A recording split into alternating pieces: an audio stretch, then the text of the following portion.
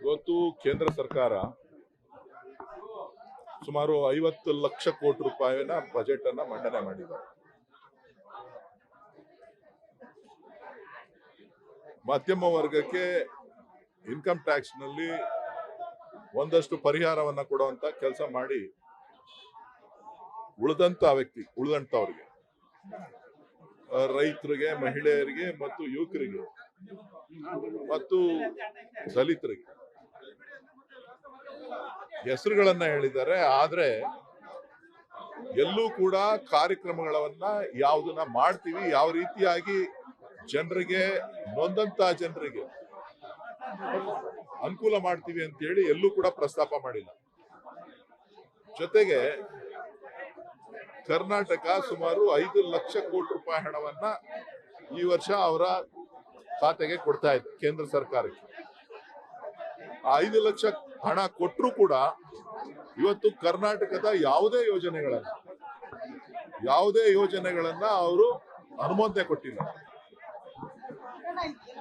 ಯಾವುದೇ ಯೋಜನೆಗಳನ್ನ ಅನುಮೋದನೆ ಕೊಟ್ಟಿಲ್ಲ ಅಂತ ಅಂದ್ಮೇಲೆ ಬಹುಶಃ ಕನ್ನಡಿಗರು ಎಚ್ಚೆತ್ತುಕೊಳ್ಬೇಕಾದಂತ ಕಾಲ ಹತ್ರ ಬಂದಿದೆ. ಇದು ರಾಜಕೀಯವಾದಂತ ಹೇಳಿಕೆ ಅಲ್ಲ. ಕನ್ನಡಿಗರು ಇದೇ ರೀತಿ ಮಲಗಿದ್ರೆ ನಮ್ಮನ್ನ ಸಂಪೂರ್ಣವಾಗಿ ಮುಗಿಸ್ತಾರೆ. ರಾಜಕೀಯವಾಗಲ್ಲ, ಅಭಿವೃದ್ಧಿ ವಿಚಾರದಲ್ಲಿ ನಾವು ಬಹಳಷ್ಟು ಹಿಂದೆ ಹೋಗ್ಬೇಕಾದಂತ ಅನಿವಾರ್ಯ ಪರಿಸ್ಥಿತಿ ಬರ್ತದೆ. ದಯವಿಟ್ಟು ಕನ್ನಡಿಗರೇ ಎದ್ದೇಳಿ.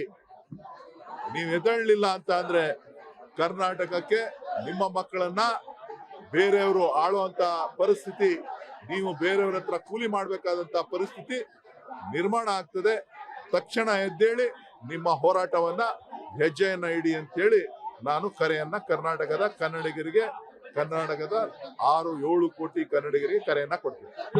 ಬೋಗಸ್ ಬಂಡಲ್ ಬಜೆಟ್ ಅನ್ನ ನೀಡಿದ್ದಾರೆ. ಇದು ಬೋಗಸ್ ಬಂಡಲ್ ಬಜೆಟ್.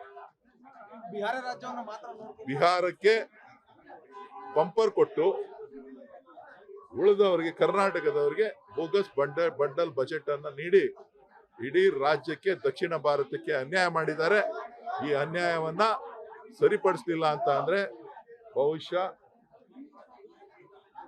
ಬೇರೆ ಬೇರೆ ರೀತಿಯ ಕೂಗುಗಳು ಹೇಳ್ತಾನೆ ಇರ್ತವೆ. ಆಮೇಲೆ ತಡೆಯೋದು ಕಷ್ಟ ಆಗುತ್ತೆ. ದೋಸ್ತಿ ಒಂದೇ ಅಲ್ಲ, ಚುನಾವಣೆ ಮಾತ್ರ ಅವರ ಪ್ರಮುಖ ಆಸನೆ ಹೊರತು ಅಭಿವೃದ್ಧಿ ಅವರ ಮುಖ್ಯವಾದಂತ ವಿಚಾರ ಅಲ್ಲ.